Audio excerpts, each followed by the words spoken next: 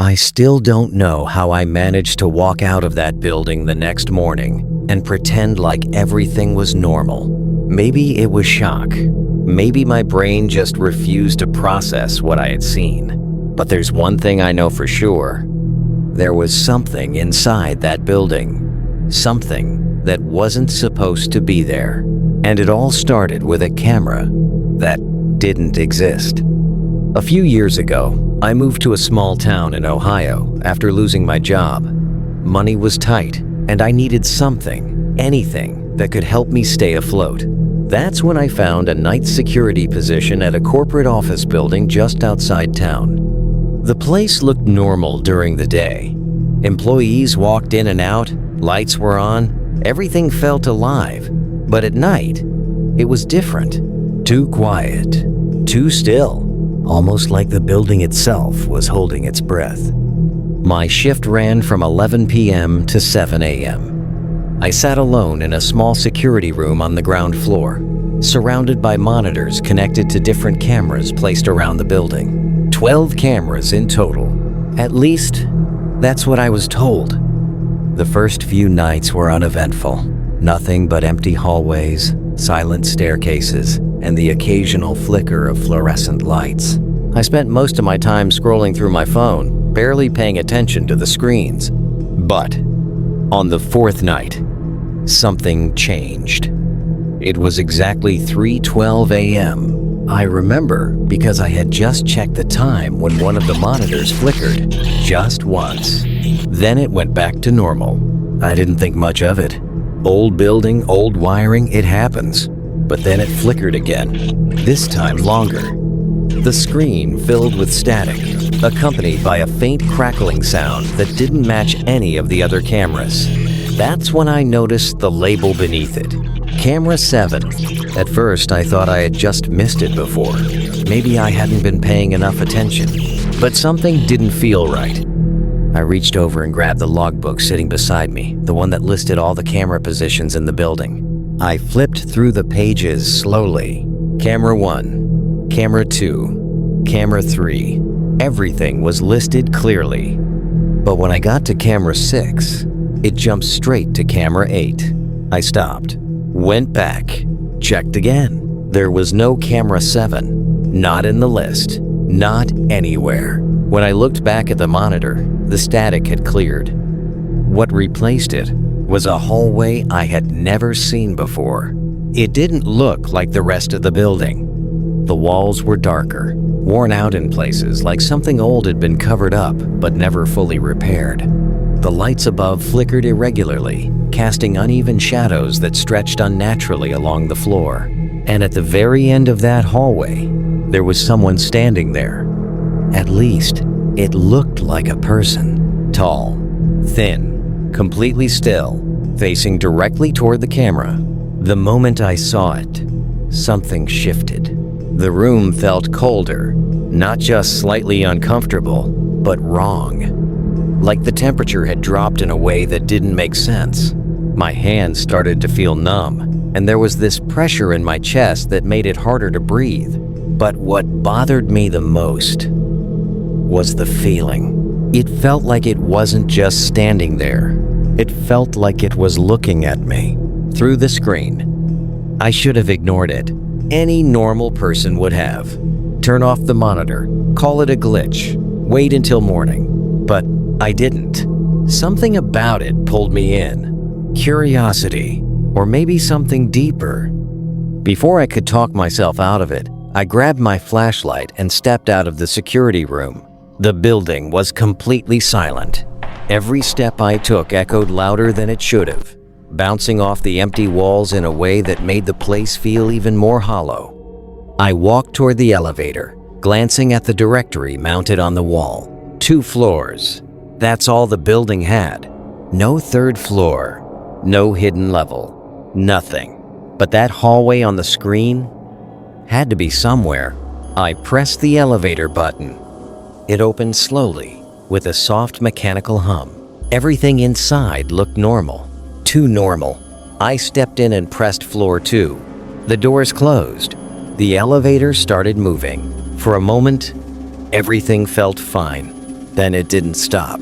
Instead of stopping at the second floor, the elevator continued moving upward. My stomach tightened. I stared at the panel. There was no button for a third floor. But suddenly, a number lit up. 3. I didn't press it. I know I didn't. But the elevator kept going anyway. When the doors opened, I didn't move at first. I didn't need to. I already knew what I was going to see. It was the same hallway, exactly the same as the one from camera 7. Every detail matched. And at the far end, the figure was still there. That's when it hit me. This wasn't part of the building. This wasn't supposed to exist. And somehow, I had just stepped into it. I stood there, frozen, trying to make sense of what I was looking at. Then, it moved, slowly, not walking, not turning, just a slight tilt of the head, like it was studying me, like it finally realized I was there. Then I heard it, a sound so faint I almost thought I imagined it. A whisper, broken, uneven, not forming words I could understand, but carrying something far worse. Intent. That's when fear finally took over. Real fear. The kind that shuts down logic and replaces it with one single command. Run. I stepped backward into the elevator, my hand slamming against the button repeatedly. Close. Close. Come on. The doors didn't move. And the figure started walking. Slow. Dragging. Each step echoing softly through the hallway. It wasn't rushing. It didn't need to. It knew I couldn't escape. Just as it got closer, the doors slammed shut. The elevator dropped, fast. Way too fast. The kind of drop that makes your stomach feel like it's left behind. I grabbed the railing, barely able to stay on my feet. I didn't care where it stopped. I just needed it to stop. When the doors opened, I was back on the ground floor. I ran. Straight back into the security room. My hands were shaking. My breathing was uneven. I looked at the monitors. Camera 7 was gone. I stayed there until morning. Didn't move. Didn't sleep. Didn't look away for too long. When my shift finally ended, I stood up, ready to leave. But something made me look back, just one last time. And for a split second, Camera 7 came back. The hallway was empty, but the camera shifted slightly, like something had just touched it. And then, a face appeared. Too close, too sudden, too wrong. And in that moment, I realized something that still keeps me awake at night. The figure was never trapped in that hallway. It had already made it out.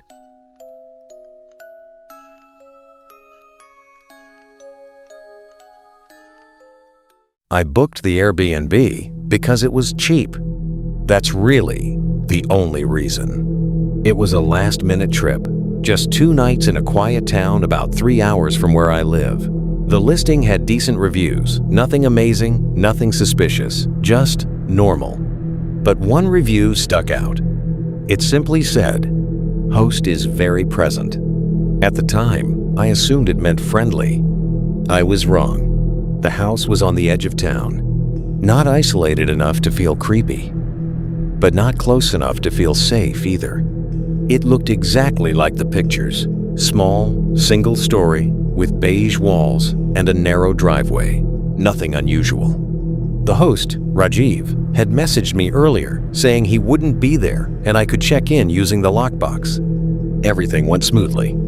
I walked in, dropped my bag, and did what I always do in new places, quick scan of everything. Living room, kitchen, bathroom, bedroom. Everything looked clean. But something felt slightly off. Not messy, not dirty, just used. Like someone had been there recently. The first weird thing happened about an hour later.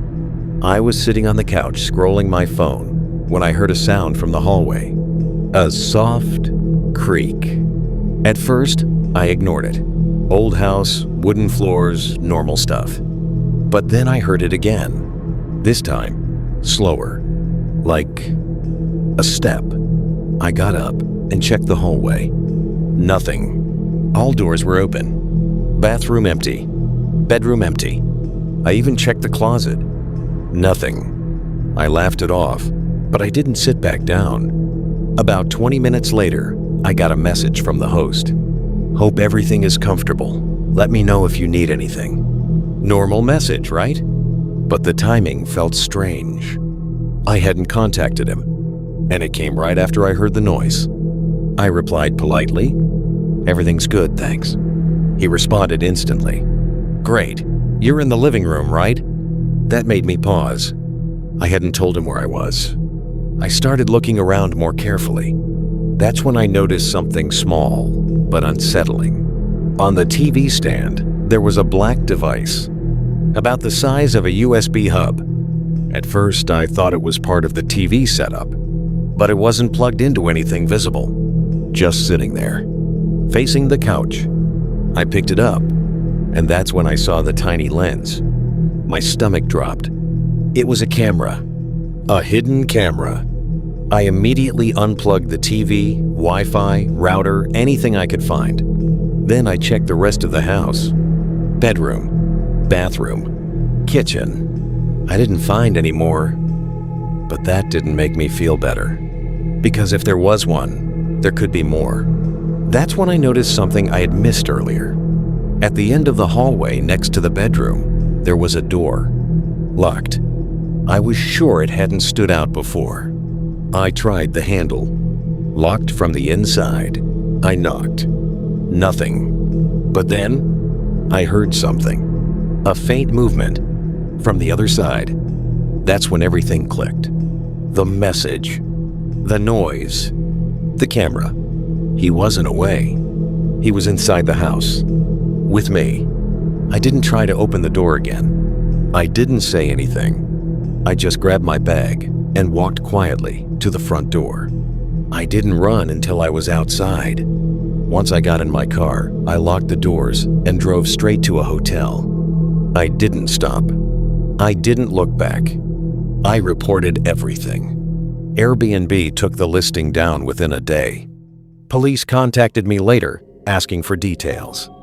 Apparently, I wasn't the first guest to report something strange, but I was the first one to find the camera, and the only one who heard someone behind that door. If you ever book an Airbnb, check everything, because sometimes the host doesn't leave. I didn't mean to go that far into the woods that day. It was supposed to be simple, just a walk, clear my head, get some quiet, maybe reset a little. Life had been piling up in ways I didn't quite know how to handle. Nothing dramatic, just that slow, constant pressure that makes everything feel heavier than it should. So I went to the one place that had always worked before. The trail started like it always did. Wide, familiar, almost comforting. The kind of place where you'd pass the occasional jogger or someone walking their dog. But after about 15 minutes, it narrowed. The trees grew thicker. The sounds of the outside world faded. Most people turned back there. I didn't. I don't know why I didn't. There's something about going just a little further than you're supposed to. Like stepping past an invisible line. It feels harmless at first, until it doesn't. At some point, without really thinking about it, I stepped off the trail entirely. The forest changed immediately. The ground felt softer, uneven. The trees stood closer together, their branches tangling overhead, like they were trying to block out the sky. The air was cooler, damp, filled with the smell of earth and decay. It should have been peaceful. For a while it was. Then I smelled it. It hit me all at once. Thick, sweet, overpowering. Not like flowers, not like anything natural you'd want to breathe in. It was wrong. The kind of smell your body reacts to before your mind understands. My stomach tightened instantly. I stopped walking. At first, I tried to ignore it. Told myself it was just something dead. That happens in forests all the time. A deer, maybe. Something small. but the smell was too strong. And worse, it didn't feel random. It felt centered, like it was coming from one specific place. And somehow, I knew exactly where that was. I wish I could say I turned around. I didn't. Curiosity is a dangerous thing. It convinces you that knowing is better than not knowing. So, I moved toward it. Each step made it stronger, heavier. It clung to the air, to my clothes, to the back of my throat. I started breathing through my mouth, but it didn't help. If anything, it made it worse. The forest grew quieter the deeper I went. No birds, no wind, just the sound of my own footsteps and the faint rustling of leaves as I pushed through thick undergrowth. Branches scratched at my arms, twigs snapped under my boots. I had to force my way forward at times, using my hands to pull aside bushes that seemed determined to keep me out. Then I saw it. At first, it didn't make sense. Just a shape, something out of place. My brain tried to turn it into something normal. Fallen logs, maybe, or a pile of leaves. But it wasn't. It was a body, a man. He was lying partially hidden beneath the undergrowth, like the forest had started to take him back, but hadn't quite finished the job. For a moment, I just stood there, frozen. My mind struggled to catch up with what I was seeing. Then it did, and I wish it hadn't. He had been there for a while. That much was obvious. His body was swollen, his skin stretched and discolored in unnatural shades, green, black, deep purple. Parts of him looked like they were sinking in, while others bulged outward in ways that didn't seem possible. His clothes clung to him, damp and stiff. And the smell. God, the smell. It was coming from him. I staggered back, covering my mouth, fighting the urge to throw up.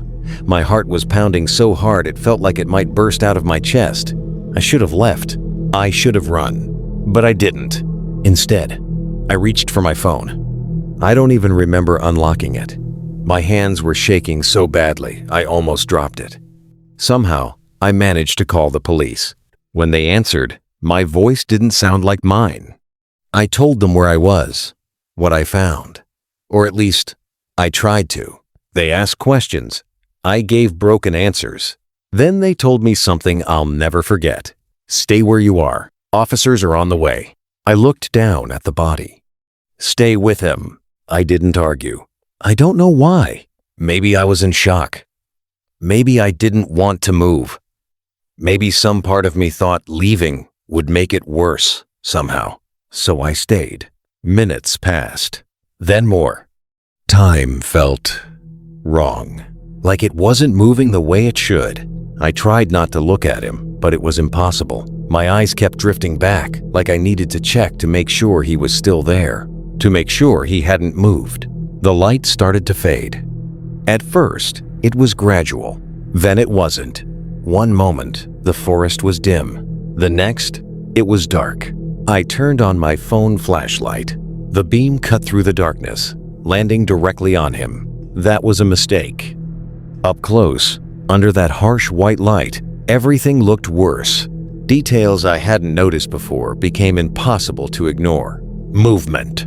Small, subtle, things reacting to the light. I turned it away quickly, my stomach twisting. And then, I heard something. Behind me. A soft, wet sound, like something shifting against the ground. I froze. Slowly, I turned. The light shook in my hand as I scanned the trees. Nothing. Just shadows. Just branches. I let out a breath I didn't realize I was holding. Then I heard it again. Closer. I turned back toward the body. The air felt heavier, thicker, like something had changed. I couldn't explain it. I still can't. But I knew deep down that I wasn't alone anymore. I checked my phone. No signal. Of course. I was completely on my own. The silence pressed in around me. Every small sound felt amplified. The rustle of leaves, the creak of branches, even my own breathing. Then came the whisper.